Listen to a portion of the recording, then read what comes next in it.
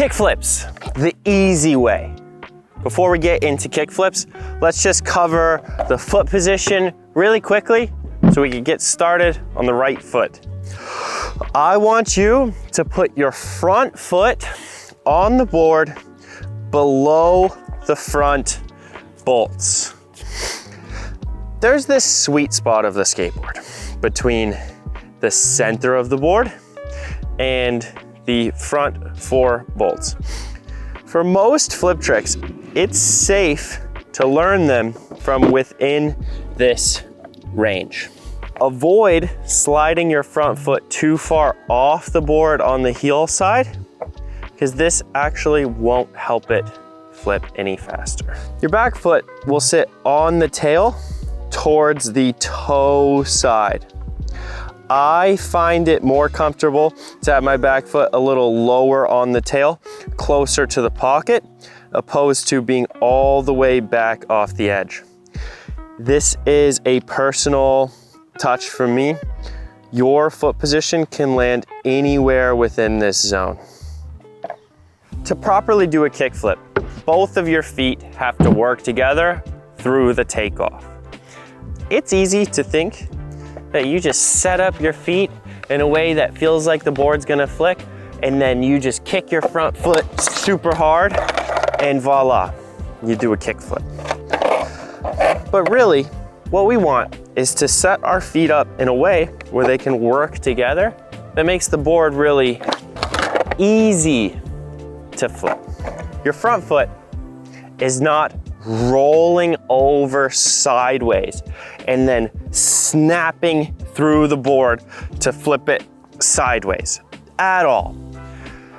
When you're first trying kickflips, if you run into this issue where you are kick-starting it with your front foot, meaning your front foot is going straight at the ground, it's likely that you're just thinking of the kickflip as a sideways motion and not as a forward flick. To think about it as a forward flick, we can do a couple of things. We can first take our stance and open up our front hip a little bit towards the direction we're going. That will help us face our target. The second thing you can do is pick a spot on the nose that you want to flick through and try to put your big toe there and just kick through it. The reason I like thinking about this as your big toe doing the flicking motion is that creates a very natural kick, almost like you're kicking a soccer ball. And as you finish the flick, it will help your front foot rise into the air, putting you in a good position to catch the board and land on it. If you're flicking with your pinky toe or sideways, there are a lot of ways you can end up with your front foot below the board, making it impossible to land back on it. If you'd like another visual for this motion, you can do a tail stand and roll the side of your foot down.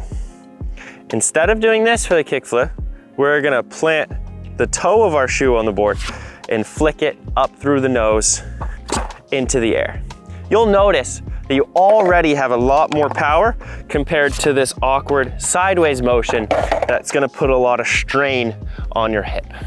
Now that you have the basic flicking motion down, let's pair it properly with our jump so the board can roll over. When you first start trying kickflips, it's common to focus on flipping the board all the way. This isn't important at all though. I don't care if it flips all the way. Instead, what I want you to do is jump and lift the nose. And while the board is floaty and really light, I want you to flick and barely roll the board over.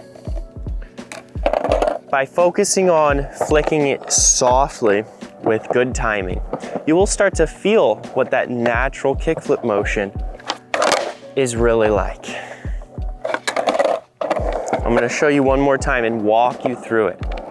I'm jumping and lifting the nose. Then while the nose is in the air and there's no pressure on the ground, I'm just doing that sweeping motion with the front foot through the nose and up into the air. I'm moving slow enough to where I can pick my target on the nose and I can flick off of that exact spot. I'm also moving slow enough where there's time between the jump and the flick. So it gives my brain a little bit extra time to comprehend what's going on. Once that motion is drilled in, you can speed up the front foot a little bit, but I don't want you to speed it up so much that you start to lose control of it. Now that you have a half flip down, we're almost ready to move to the next phase. But first, I want you to understand this very simple thing. The value of the hippie jump half flip is that your feet remain above the skateboard the whole time. By jumping and flipping, you're gonna now know what it's like to have the board rotating underneath you. This is a thing that most beginners just never experience, and honestly, it plagues them for years. I would rather you do half flips where you're floating above the board than just flipping the board all the way, but it's above your foot. There are 2 more ways to speed up the flick that is outside of flicking your front foot harder. First one is pick your front foot up more to the inside and a little bit higher before your flicking motion. This will bring the nose up into the air more, giving it more time to flip. If you just brush right through the nose while the wheels are on the ground, it's not gonna flip very much. If you move at the same speed, but you do more of an ollie first, now your board has more time to flip in the air.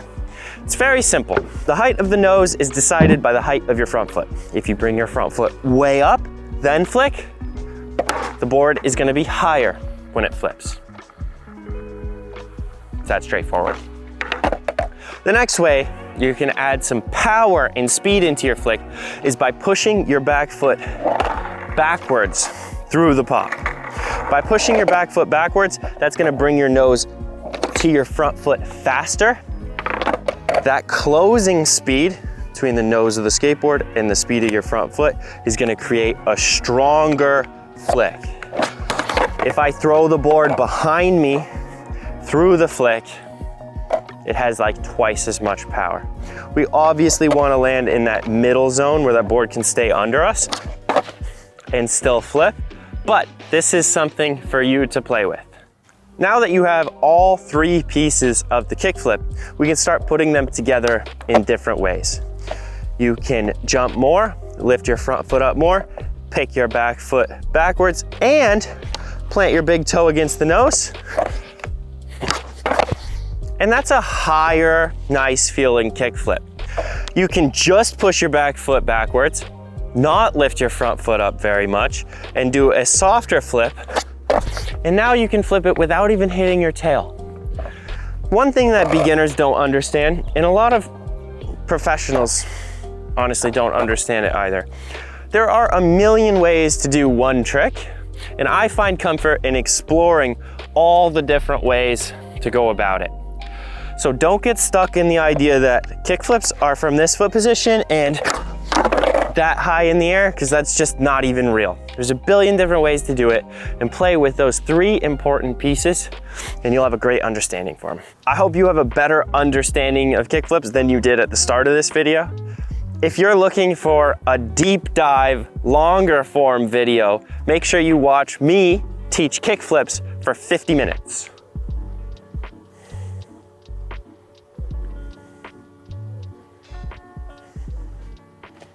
51 minutes and like 20 seconds.